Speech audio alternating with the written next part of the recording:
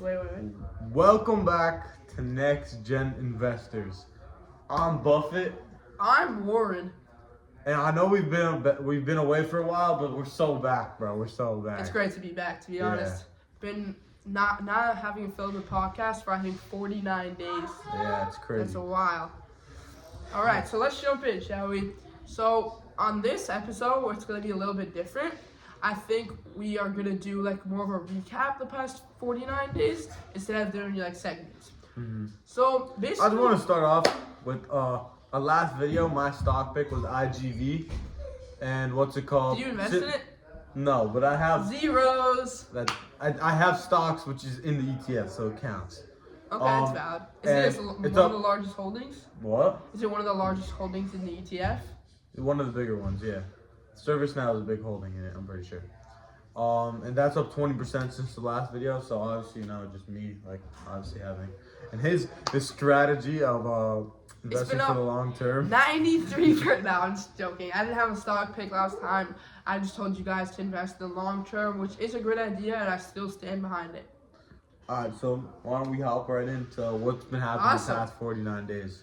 So basically, all of the attention has been on AI stocks. Companies that make memory chips, companies that Computer chips. Yeah, like regular all the computer chips. And then also Also- a big thing in AI, like this has been happening. It's called the bottleneck trade. So you kind of figure out what's squeezing what's the biggest bottleneck that's stopping AI companies from getting as much chips as possible. So I was explaining to him before, is that company AXTI. It's a Chinese company. They're not even like a chip company. They're basically like a chemical company. And they're like one of the only producers of that chemical, and that chemical is needed to create chips. So even it's like a bottleneck. Yeah, just like a random point on that. Like, you could be a company. Sorry for saying like a lot. It's my bad. You could be a company or a person that has the most unique thing of all time. You are insanely gifted at the most and know the most in the world about this random type of coral reef in the ocean, and if there's a need for it, you'll be picked up and be placed so much money. And that's where this company, what's the ticker? AXTI. And the same thing happened to memory. Like memory was needed, not even a computer chip. It's just an aspect of a computer chip. And that aspect was just in so much of a bottleneck. So, as I was saying, if you have the supply and no one else has it, and everyone has a huge demand, the supply becomes way more valuable and you completely cash in. Yeah. And we were looking at this stock on Yahoo Finance. If you had bought it last year and sold it at its peak, you would have 120x your money in 1 year. Which is honestly just insane. It's life changing.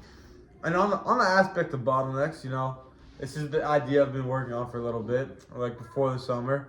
So everyone knows, we all missed the boat on AI bottlenecks. We didn't get 35x in SanDisk or whatever, 120x in AXTI. But this is just an idea. So everyone knows the kind of the next layer for AI is gonna be physical AI and robotics. And I think Elon Musk was talking about having 1 billion humanoid Optimus robots by 2040. Obviously, I don't think this happened. No, but even Goldman Sachs said they put out a report saying they expect, or maybe it was Morgan Stanley, one of the banks. I don't want to misquote it, but one of the banks put out a quote saying they expect 100 million humanoid robots in production sometime in the 2030s. And honestly, it's not even that crazy. If you think about how much progress we made in just 5 years ago, ChatGPT wasn't It's even such a bad thing. All the jobs are going to be taken away. I know. But and besides that point, people are saying oh yeah, it'll create new jobs. What does that mean? You're just gonna have to. The jobs that are created, I think, are just gonna be managing on these robots. So how many jobs could that really be creating that we didn't have before? Jobs will be created, but it's a question of whether the jobs created will be enough to replace the jobs that are going to be taken. Oh, for sure not. There's going to be way more jobs taken than then that's a big question that all the big CEOs have to answer. In 20 years, people are going to be fighting for jobs. Mm-hmm. Yeah, it's going to be crazy. Thank God we don't have to do that. Sorry to the next generation, but whatever. They're But on the aspect oh of my bottlenecks, God. one of the biggest bottlenecks I was finding while researching humanoid robotics is actually rare earth materials, and I used specifically. to have like a rare earth material stock called MP materials. Yeah, It used to be that's insane. that's what I'm trying to say.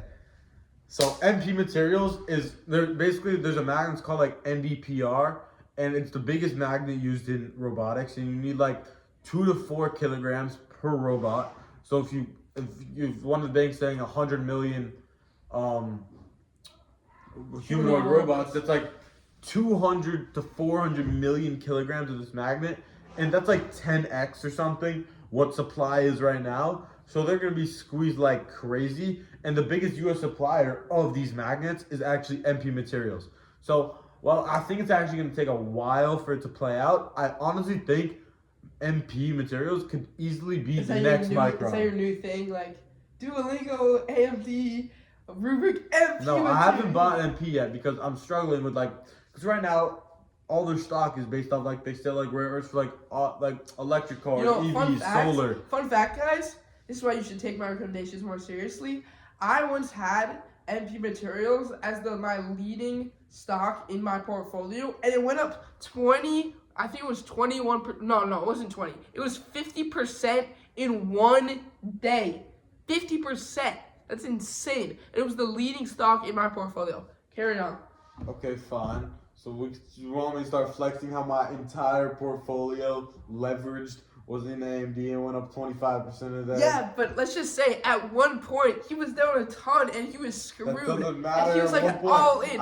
At Guys, the end of the day, I doubled my money. Guys, I doubled you my don't want to portfolio. be in that situation in the first place. So skip that and come to this. Okay, strategy. fine. You want me to keep flexing? 3 months ago, bro. 3 months ago, I gave you guys Rubrik. It's literally doubled in 3 months. I You know, told it. They I asked expect this AMD kid. to double in 10 years. Doubles in 3 months, bro. I asked this- What stock has you picked that's done that well? None. I asked this kid 2 weeks ago, should I invest in Rubik? He was like, nah, I think it's a hold, not a buy. And I just didn't listen to him, bought anyway. Yeah, I made like 10 to 15% on that. So don't listen to this guy's advice. See, because he's not buying for the fundamentals. He's buying for the hype. I bought It's not Rubrik true. when the fundamentals were clear. I bought in the 50s, bro. Now it's over $100 a I'm share. buying for the fundamentals. I was just late in the game. I'm still making though. Okay? bro. I'm still making on it. Stop yapping. Okay. Anyway, also somewhat importantly, the Iran war has still been going on. To be honest, it's kind of getting like Like, dragged on. Like and like the market has kind of decided to just like push it aside unless there's like big news one way or another. Trump, Nothing. It's What's not really pissing moving me off markets is that anymore. Trump keeps saying on like True Social or True Reporters, like, guys, we're gonna get an Iran deal soon, and like he keeps saying that, and the market slightly goes up when he says that, and it's really pissing me off because we haven't got an Iran deal. Either say we're gonna get one and get one, or don't say it at all. And you keep saying it. Mm-hmm. To be honest, I think he's like playing with the market just to get like gains For on sure. his account, 100%. which is annoying to see that a president is doing that. Yeah, manipulated markets. It's a big question. Like they were trying to ban congressional stock trading. I don't understand how he think could they be should in do it. Congress. They should. Yeah, they should. It makes no. Ban selling It and makes buying. no sense how you can have literally insider information and trade on it. Like imagine that And then they say it wasn't inside information. No, they don't say that. They say like, oh, if you just report it to the public, it's fine. But you get the report like before it's already gone up. Yeah, so yeah. it's kind of like stupid. I guess we should jump into stock picks. Oh sure, I don't even really have a stock pick. Well, you can go first. Okay. I didn't really research any like stock very well, but I'm actually gonna take SanDisk, and hear me out. It Wow. is very volatile, but the market dipped recently, the past month, like a lot, and it's slowly starting to rebound the past like week or so, or 2 weeks. So I think that SanDisk leading the AI like battle war memory chips, they're gonna go up a lot. Just want to say be cautious because it's extremely volatile. So Okay, so and it's just for 1 week. This isn't like a long term because thing. I'm like knowledgeable. The reason SanDisk is rising is because Fuck. they had their investor day, and basically at their investor day, everyone's been worried that like the whole thing with memory companies is like, first of all, on paper they're super cheap. They're trading at cheap earnings like compared to their earnings, and that's the fear because in the past memory's always been a cyclical like thing, and so like you'd have like these crazy boom cycles, and then like after Bust. the boom cycle, you just go bust, and like the stock goes like down like 90%. So that's the fear that this is just like obviously this is the craziest memory super cycle we've seen ever of all time. And so investors are trying to determine whether like long term, because of how AI is structured and whatever, and how chips are going to be needed in the future, that memory is going to be like it's like the cyclicality of it is done, or the other side of the case is just this is a crazy super cycle, and you know the bigger the boom, the bigger the bust. So and then what happened at the investor day is Are you that gonna say your I pick? said through Are you 2028 just bashing they're my pick, expecting or are you their. gonna say your pick? I'm not bashing your pick. Yeah, you are, bro. I'm just explaining the size. No, just say your pick, bro. Are you And bashing so the reason my it's been pick? rising is that they confirmed in the past. They confirmed that their investors had that through 2028 they expect to have like the really high margins and high revenue growth. So my pick for this week is going to be AppLovin, ticker APP. So this is like a basically you ever playing like Subway Surfers, like some random mobile game, and you got that ad. So that ad is served through AppLovin. They have Guys, off the bat, I'm not buying this. So they have combined through all their games. Like they don't own the games. They sold that part of the business off a while ago. So now they're super high margin. They have like 1.6 billion daily active users, which is unbelievable. That's bigger What than is the company? You haven't explained it. AppLovin. What does he They're do? They're the person They that like send you ads. they send you the ads. All right, so basically, consumers hate this company. No one hates the company. Obviously, you're gonna Yes. get ads. It's just a vehicle. Like if you don't use AppLovin, you probably use something else. But it's just I'm like confused. How do the companies allow them to send ads? it's not sending ads. It's how does like when you play a game, you think they just like have a random wheel that picks your ad for you? No, whoever pays more gets more ads. No, it's not. They want to personalize it for you. They have an AI engine called Axon, and they basically like kind of like having like an identity of you on their engine, and they like serve you the ad they think you'll do best on. And Do so they own the games?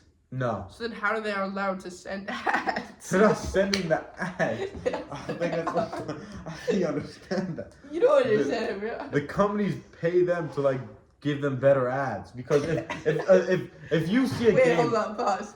Companies want you to have ads on their game. What? Yes, because Are you that's serious? how they make money, and so they make money by having ads, and so, So it's why coming would- crazy cheap. Why wouldn't they take They're the, trading at the like app that you want? 18 times Alright, earnings. just don't They're listen growing to it. revenue like 50%, and it's a great buy. I'm still learning more about the company, but I think it's a great buy for the long term. Long term. Thank you so much for listening to this week's super complex episode on Next Gen Investors.